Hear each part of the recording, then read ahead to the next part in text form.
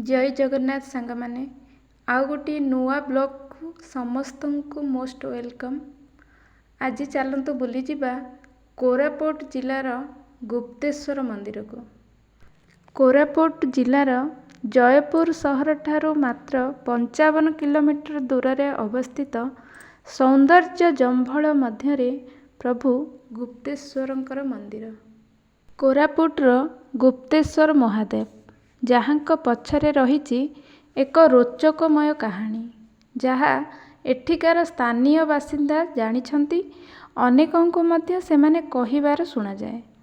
ताहले आसंतु जानिबा आज से कहानी विषय रे आउ जानिबा लोककथा अनुसार गुप्तेश्वर महाप्रभु के जानी केउ कालू श्रीरामंक वनवास समयरु स्थापित होई प्रभु रामंक द्वारा पूजा पाई आसुतिले, किंतु कालक्रमे गुप्तेश्वर बाबा लुकायित अवस्था रहीगले।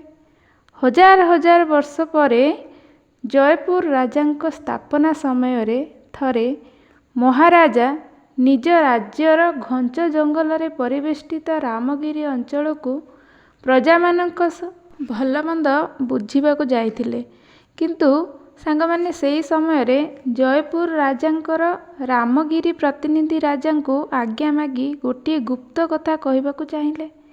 राजा मध्य आज्ञा देले।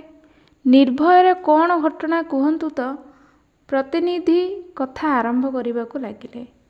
थरे रामगिरी अंचल रे जड़े युवक को किछि वन्यजंतु शिकार पाई से जंगल को पठाइथिले एवं से राजांक द्वारा आदेश पाई युवकटी जंगल भीतर को चलीगले, किंतु से दिन किछि जंतु से पाई नथिले।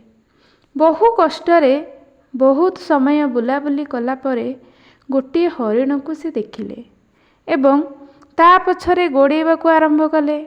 किछि समय एभली पिछा करिबा परे हरिणटी गोटे पहाड़ ऊपर चढ़ीगला। सेठारे थिबा गुंफा भितर प्रवेश कला। सबर युवकटी ता पछे पछे गुंफारे मध्य प्रवेश कले, किंतु से हरिण को देखिबाकू आउ पाइले नाही। किंतु गुंफा मध्यरे से किछि शून्यवाणी सुनिबाकू पाइले। एहा मोर वासस्थान ओ एही स्थान रे शिकार करिबा निषेध। सेही समय रे से देखिले जे गोटिए विराट काय शिवलिंग।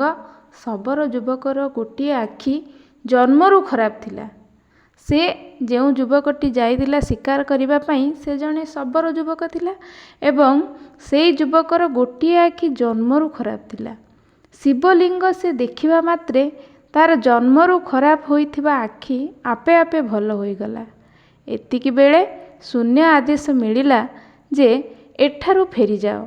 एठारे जहा घटिला काहाकू किछि कहिबो नाही। जदि कहिबो सेई क्षणी तुमे मृत्युवरण करिबो। एहा सुनी युवक जनक फेरी आसिले एवं राजांक कटुआल पाखरे पहुँची कहिले किछि शिकार मिलिला नाही। आज कौनसी भी जंतु मु बणरे पाइली नाही। कटुआल देखिले जे युवकर खराब हो जाइथिबा आखिटी ठीक हो जाइछि। आश्चर्य होई से पचारिले, किपरि तो आखि ठीक हैला? किंतु युवकटी पूरा चुप रहिले, किछि उत्तर देले नाही। कटुआल जेतेबेले मृत्यु दंडर भय देखाई पचारिले एवं जदि तू मोर सेई प्रश्नर उत्तर को न दउछु ताहाले तते राजा को कहिकी निश्चित मृत्युदंड देबी। एही भय देखाई से पचारिथिबारु सबर पिलाटी बा सबर युवकटी बाध्य होई सबु घटना कहिले। केमिति से शिकार करने को जाइथिले, हरिणटी को पछे पछे गोड़ाई किभली गुंफा मध्य प्रवेश करथिले एवं किभली तांको शून्यवाणी होइथिला। आउ से शिवलिंग देखिबा क्षणी किभली तांकर आखि फेरी पाइथिले से सबु बखाणी कहिले एवं संगे संगे युवकर मृत्यु घटिला। महाराजा सबु घटना सुनिबा परे दिनटीए स्थिर कले आउ सैन्य मानकर सह बाहरिले घंच जंगल रास्तारे। गुप्तेश्वर गुंफा अन्वेषण रे बहु कष्टरे यात्रा करी ଶେଷରେ ଯାଇ ପହଞ୍ଚିଲେ ସେହି ଗୁମ୍ଫା ନିକଟରେ। ମହାପ୍ରଭୁ ଗୁପ୍ତେଶ୍ୱରଙ୍କୁ ଦର୍ଶନ କରି ନିଜକୁ ଧନ୍ୟ ମଣିଲେ।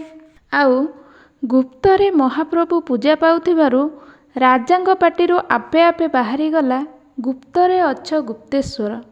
ସେହିଦିନଠାରୁ ତାହାଙ୍କୁ ଗୁପ୍ତେଶ୍ୱର ଭାବରେ ସମସ୍ତେ ଜାଣିଲେ। ସେବେଠାରୁ ଗୁପ୍ତେଶ୍ୱର ଗୁମ୍ଫାକୁ ଯିବା ଆସିବା କରିବା ପାଇଁ ରାସ୍ତା କାମ ଆରମ୍ଭ ହେଲା। ପୂର୍ବରୁ ଘଞ୍ଚ ଜଙ୍ଗଲ ଥିଲା, କିନ୍ତୁ ରାଜା ପରେ ପରେ ରାସ୍ତା କାମ ଆରମ୍ଭ କରିବାକୁ ଲାଗିଲେ। କୋରାପୁଟର ବହୁ ପୁରାତନ ଶୈବପୀଠ ଗୁପ୍ତେଶ୍ୱର। ଓଡ଼ିଶାର ଅନନ୍ୟ ଆକର୍ଷଣର ପ୍ରାକୃତିକ ଶୋଭାରାଜିରେ ଗୁମ୍ଫା ଭିତରେ ପୂଜା ପାଉଛନ୍ତି ମହାଦେବ, ଯାହାଙ୍କୁ ଦେଖିବା ପାଇଁ ଅନେକଙ୍କର ଇଚ୍ଛା ଥାଏ। କାହା ପାଟିରୁ ନା କାହା ପାଟିରୁ ଆପଣ କହିବାର ଶୁଣିଥିବେ ନିଶ୍ଚିତ ସାଙ୍ଗମାନେ, ଯଦି ଆମେ କୋରାପୁଟ ଯିବା ତେବେ ଗୁପ୍ତେଶ୍ୱର ନିଶ୍ଚିତ ଯିବା। ତେବେ ଏ କାହାଣୀଟି ଶୁଣିବା ପରେ ଆପଣ ବି ଥରେ ବୁଲି ଆସିବାକୁ ନିଶ୍ଚିତ ବ୍ୟବସ୍ଥା କରନ୍ତୁ ଆଉ ବୁଲି ଯାଆନ୍ତୁ। କେବଳ ଗୁପ୍ତେଶ୍ୱର ନୁହେଁ, ଏଠାରେ ଅନେକ ଗୁଡ଼ିଏ ସ୍ଥାନ ରହିଛି ବୁଲିବା ପାଇଁ, ଦେଖିବା ପାଇଁ ଆଉ ପ୍ରାକୃତିକ ଶୋଭାକୁ ଅନୁଭବ କରିବା ପାଇଁ। ନ ଗଲେ ସାଙ୍ଗମାନେ ଏହି ଶୋଭାକୁ କେବଳ ଚିତ୍ର ଦ୍ୱାରା ଦେଖିପାରିବେ, କିନ୍ତୁ ଗଲେ ତାହା ଅନୁଭବ କରିପାରିବେ। ଏବେ ଚାଲନ୍ତୁ ସାଙ୍ଗମାନେ ଭିଡ଼ିଓଟିକୁ ଏଇଠି ଏଣ୍ଡ କରିବା। ଆଉ ଯଦି ମୋର ଭିଡ଼ିଓଟି ଭଲ ଲାଗୁଛି ତାହେଲେ ନିଶ୍ଚିତ ଗୋଟେ ଲାଇକ୍, କମେଣ୍ଟ, ସେୟାର କରିବ ଏବଂ ସବସ୍କ୍ରାଇବ୍ କରିବାକୁ ଜମା ବି ଭୁଲିବନି। ରହିଲି ସାଙ୍ଗମାନେ, ଜୟ ଜଗନ୍ନାଥ, ଶୁଭରାତ୍ରି।